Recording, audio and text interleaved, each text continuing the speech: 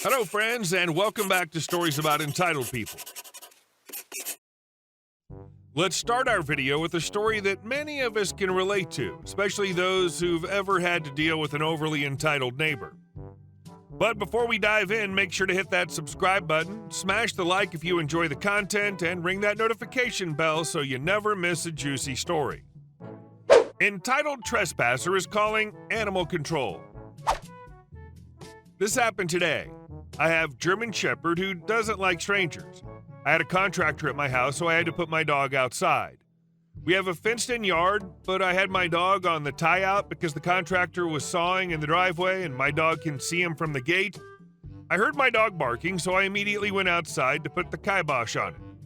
She was barking at this stranger, an unknown woman walking through the yard inches from my fence on my neighbor's side. This woman looked at me with disgust and yelled, "You need to bring that dog inside." I said, "What?" "Not that it's any of your business, but I have a contractor working, so I had to put her out here in my yard."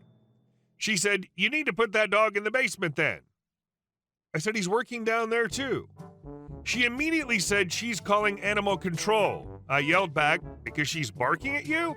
She said, "No, because it's cold and she's been out there for half an hour."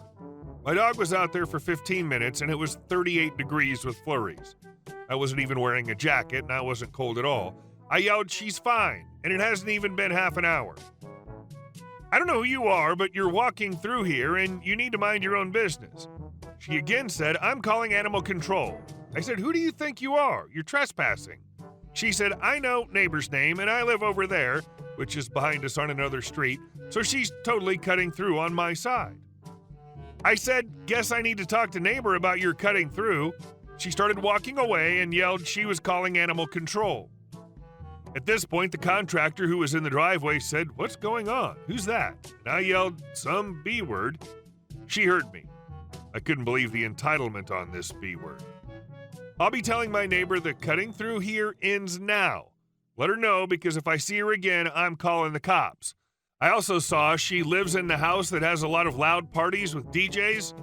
I'll be calling the cops every time. I never do crap like that. I MYOB and deal with it, even though it's annoying. All bets are off now. I'm going to be a petty B. She messed with the wrong person. Be thankful it's not a husky and snowing outside. Husky owners have the worst time getting those dogs inside on snow days. What would Miss Crazy do then? And our second story. Lady thinks I work at the store because I have a radio and earphone on. Well, it finally happened. I got Karen yesterday. Some background first. I am a 6'3" bearded fat man with an LE and private security background.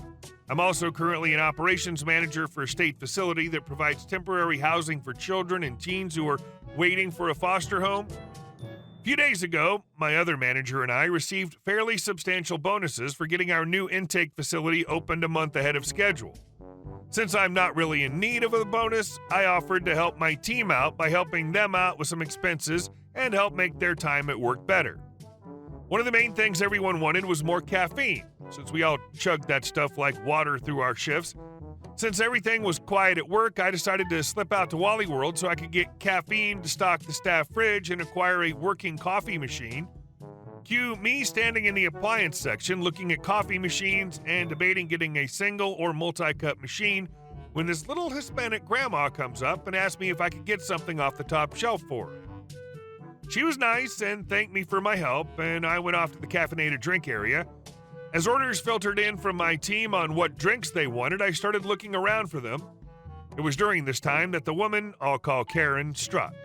Out of nowhere, I heard the shrill, piercing voice from this woman who looks to be in her mid-50s, and that had walked straight out of the woods and into Walmart. "I need you to come with me right now." Of course, I ignore it and continue looking for the drinks my team wanted. The next thing I hear is, "Excuse me, young man, you need to come with me right now." I did a quick look around to see if there was a kid or employee around, because surely she wasn't talking to the guy in the gray cargo pants and an olive drab button-up shirt. There wasn't anyone else around, so I asked, "Do you mean me?" She shouts, "Yes, I mean you." "God, are all managers this dumb?" I reply, "Ma'am, I don't work here." She yells back, "Yes, you do. Is that radio of yours broken? Did you not hear them call for a manager?" this point, I realized I still have my radio on from work and respond, "No, ma'am, I didn't, but that's big." I get cut off. "They gave you a radio, use it. Now come with me. They're refusing to give me a refund." I was just staring blankly at her. "No, ma'am, I don't work here. I'm in her. How dare you refuse to help me? You help that dirty," slur for a Hispanic person, "but you won't help a God-fearing white person who's being taken advantage of?" I finally lost it at this, stood up straight, puffed my chest out, and called out my law enforcement voice. "Look, lady, keep your racist effing mouth shut and listen. I don't work here. You see what I'm wearing? I'm not dressed anything like an employee." I knife-hand her while saying, "Lady, did it ever cross your mind that maybe it's for my actual job? I don't work here, and I don't want to hear another effing word. If I see you in this aisle by the time I finish grabbing that box of energy drinks," pointing a few feet away, "I'm going to make the rest of your time in this store a living hell." At that, she just scuttled away, and I finished stocking the staff break room for my team. In hindsight, it would have been so satisfying to go and pretend to be the manager she insisted you were and still deny her the refund she wasn't supposed to get. And our next story. Dump seafood in my garbage can. Enjoy seafood in your garbage car. So this is another round we had with Clara, my dad's girlfriend, years ago. I wrote another story before, and to clarify, yes, she is awful. And yes, my dad was dumb to have her, but he had his issues. Me and my dad lived in different houses, but the same property. So we had keys for each other's houses in case of emergency. My dad loved road trips, and when he was given a money bonus at his work, he planned the trip and asked Clara to come with him. To celebrate the bonus and the trip, they planned to eat a cocimiento, which consists of boiling seafood, shrimp, clams, mussels, meats, chicken, pig, and some other things in white wine. So they took Clara's car and went to buy the things. That day, I went out to spend a 3-day summer weekend in a friend's house, so I closed my house and left. When I came back from my friend's house and opened the door, a stench smacked my nose. It came from the kitchen. I was sure that I left no garbage there, but when I looked at the can, there was a lot of seafood shells and other things. My first thought was Clara. I phoned Dad to ask him how was his trip, and he said that it was awesome, and he would be returning in 4 days. I asked if he'd entered my house before leaving. He said he hadn't, so I took pictures of the stinking mess to be shown later. I spent a lovely evening cleaning and de-stinking my place and thought of something when I saw Clara's car in the yard. I entered Dad's house and saw Clara's car keys, so I went to the market, bought some of the same seafood I found in my garbage, and proceeded to spread it in Clara's car. Some clams under the seats, some mussels in the trunk, some shrimps in the vents of the air conditioner of the car. Everything was left in a closed car under the sun for 3 summer days. A lovely 4-wheeled oven. When Dad and Clara came back and she opened her car, I just heard the screams of Clara blaming me for that, so I went straight to Dad, showed the pictures I'd taken of what Clara left in my house, and started laughing. Clara looked at Dad, and he said to Clara, "You're both adults, and you started this." To my delight, my dad told me that it was only after she cleaned the car inside she turned on the air conditioner of the car and felt the wonderful smell of those hidden shrimp. Edit. I'll explain something that seems to be misunderstood. Dad and I lived in different houses in the same property. We were like across-the-street neighbors, but separated by a big yard. We had a big container for garbage in the yard. What Clara did was enter my house and leave the seafood leftovers in my kitchen small garbage can. 3 days passed, and that became the smelly mess. All that money spent on buying seafood from the market? You could have just reused the seafood shells she left in your garbage can. And our last story. My neighbor was stealing my electricity. I live in an apartment complex, and in January, my electricity bill was more than double what it usually is. The weird thing is, I was only home for half the month. The heater was off almost the whole time, and no electrical appliances were left on. There's no way I used that much power. My dad, who's got 2 PhDs, one in electrical engineering, helped me measure the energy usage of my appliances, and everything checked out fine. Even with the heater, TV, computer, and lights on, my usage shouldn't have come close to what the bill claimed. We started thinking someone might be stealing our electricity. Sometimes people growing weird plants spliced into other people's power lines to run their grow lights. There are 8 units in my building, 4 on top and 4 on the bottom.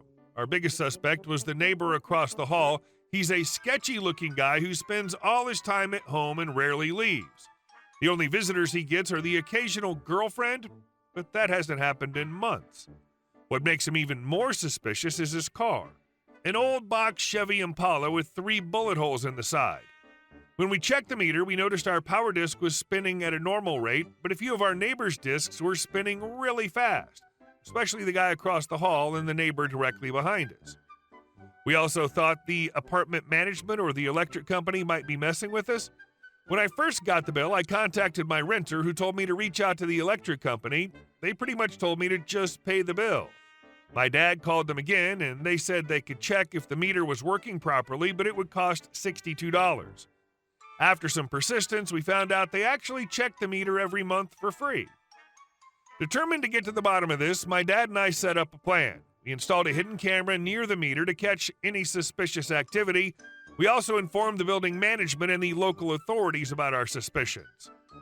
A few nights later, we got our breakthrough. The camera caught our neighbor across the hall tampering with the electrical meter. We handed over the footage to the authorities, and they took immediate action. The neighbor was caught splicing into my power line to run his illegal activities. He was arrested, and his apartment was thoroughly searched. As suspected, they found a full-scale grow operation. With the neighbor caught and his illegal operation shut down, my electricity bill went back to normal. The electric company also waived the disputed bill amount, acknowledging that I was a victim of electricity theft. The apartment management reinforced the security around the meters to prevent this from happening again. Hey guys, thank you all for watching the video. I'll see you in the next one.